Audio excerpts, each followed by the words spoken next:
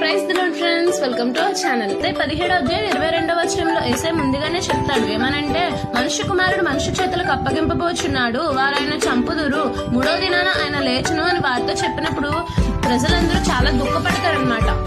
అప్పట్లో మరణించిన తర్వాత సమాధి కోసం ముందుగానే వాళ్ళు సమాధిని సిద్ధపరచుకునేవారు.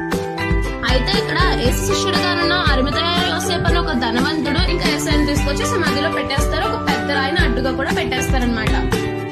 ఇంకా ఫ్రైడే సిలువ వేశారు, సాటర్డే విశ్రాంతి దినం కనుక సాటర్డే యేసయ్య సమాధిలో ఉన్నాడు. ఇంకా సండే మార్నింగ్ లేచాడు.